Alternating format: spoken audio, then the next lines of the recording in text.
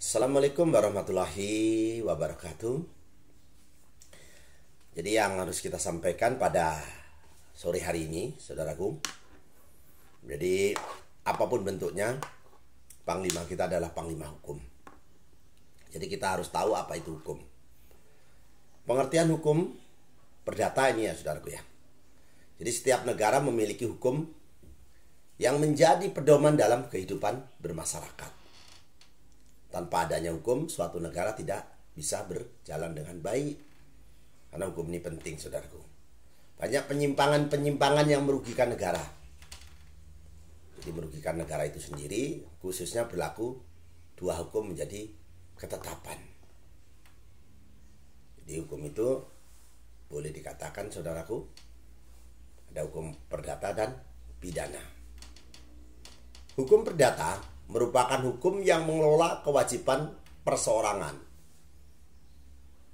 Hukum perdata merupakan segala perangkat atau kaidah-kaidah mengatur mengenai perseorangan, namun lebih jelasnya ranah kehidupan manusia dalam arti individu, saudaraku. Individu itu sifatnya privat ataupun soal tentang kepentingan umum, politik maupun kaitannya dengan perkawinan, kepemerintahan, juga kedewasaan, perceraian,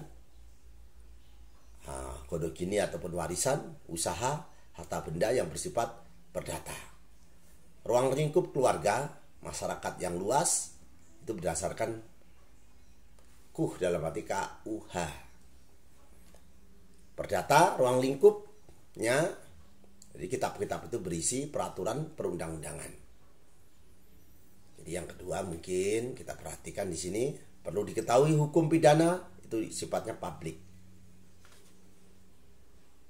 Kedua hukum ini berlawanan dalam aspek wilayahnya, menjadi dasar hukum di Indonesia. Jadi pokok-pokoknya hukum perdata itu, saudaraku, semua mengatur hubungan hukum antara kepentingan masyarakat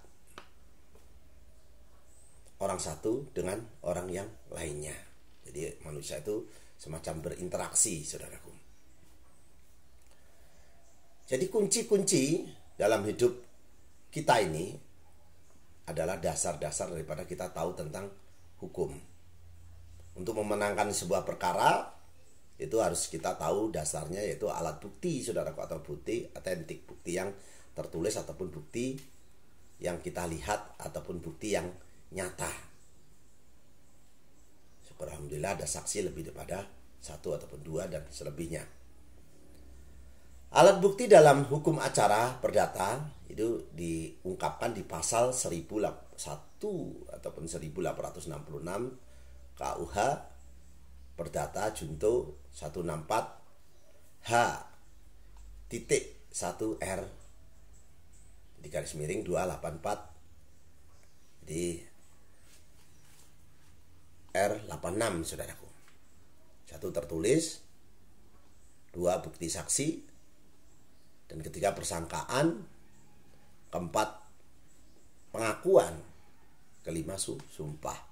Ini kalau sudah lengkap seperti ini, walaupun hukum perdata bisa menjadi pidana dan menjadi kekuatan buat saudara-saudaraku kalau mau memenangkan sebuah perkara. Jadi kuncinya dari situ, saudaraku. Supaya awalnya perdata bisa menjadi pidana. Dan kalau kita lapor di kepolisian tidak ditanggapi, ataupun bukan berarti mereka tidak peduli ataupun tidak menanggapi, sedangkan polisi ini adalah pengayom juga pelindung. Tapi mereka juga punya aturan karena undang-undang ini yang mengesahkan DPR, berikut presiden, jadi wakil-wakil rakyat kita yang mungkin di saat pemilu kita coblos, dan dia tugasnya adalah merevisi ataupun membuat undang-undang. Jadi polisi ini hanya melaksanakan tugasnya saja, yaitu menangkap, menyidik, setelah itu diserahkan ke kejaksaan P21 ataupun P18 ataupun lengkap dan lain sebagainya. Lalu jaksa ini menyidangkan, nanti menuntut, dan hakim ini memutuskan. Setelah nanti diserahkan kepada tahanan ataupun lapas, misalnya di lapas-lapas ataupun di tempat-tempat tahanan.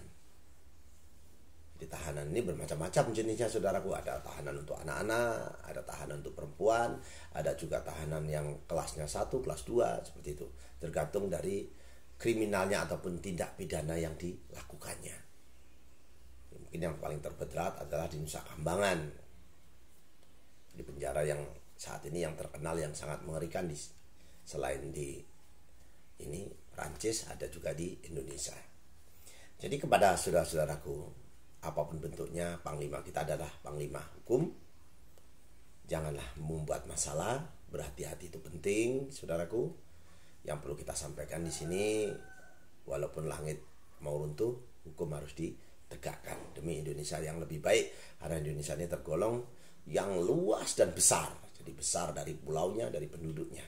Jadi seperti itu saja. Salam hormat saya. Saya ingin sekali bisa bermanfaat untuk saudara-saudaraku pemirsa. Itu saja, saya akhiri dulu. Kepada saudara-saudaraku, kalau berkenan silahkan di subscribe ataupun like ataupun komen. Ya Allah, semoga yang subscribe panjangkan umurnya. Jadi itu saja, selamat bertemu kembali dengan kami. Tabarakallah.